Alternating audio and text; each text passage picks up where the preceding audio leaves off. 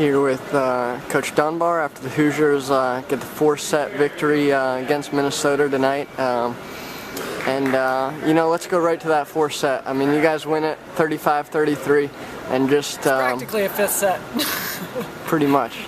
Just talk about the fight that you guys had there, just never giving up and eventually winning the match in that set.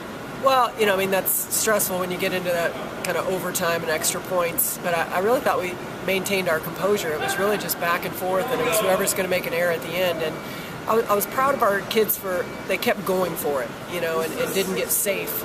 We won on an ace, and which is unusual in that kind of situation, but Megan really went for the serve. And so I just thought the whole night after set 1, I thought we were a step behind in set 1. After we turned it around and we talked about speed and we talked about decision making, then I thought we really started to control what they were doing offensively. They went from hitting 571 in the first set to hitting 068 in the second set, and that was just based on what we chose to decide to do, with our speed. So their ability to be coached tonight, I thought was excellent. First victory over Minnesota since 2010.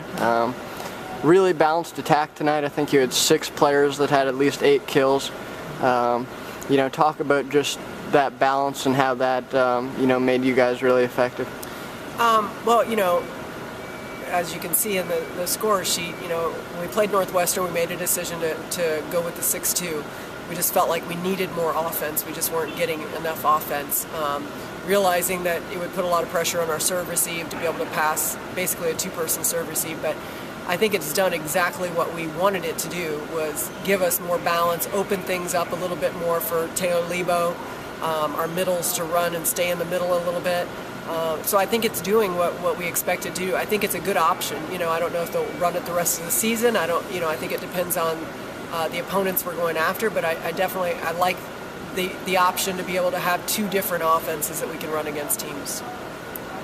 And as the team continues to improve, now 5 wins in Big Ten, what's it like just to be around this team on a day in day out basis and see how much they want to improve and get better, and then to see results out here on the court? Well, for instance, I had a meeting with the Leadership Council. We have a Leadership Council. 4 of our players are on it. And, I just asked them, how is the attitude? How are things going? They're like, it's just so different. Like, it's so positive, and people are coming in the locker room and they're ready to practice and they're ready to improve. They're getting in extra work right now, extra film. And I think anytime you have a team that is motivated and self-accountable, I think that they're going to find ways to improve. And so much of this league is about confidence and attitude and game planning. And I feel like if we can maintain that some teams are going to, we're starting the second round of the Big Ten. And I think some teams are going to go up and some teams are going to go down. Nobody's going to stay the same. And so we want us to be that team that continues to improve. We only have 1 senior. We're a young team.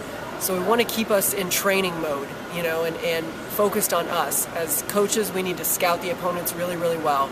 As players, they need to keep improving and worrying about their discipline of what they're doing. I think if we can maintain that kind of separation, then I think we have some goals that we can reach this year.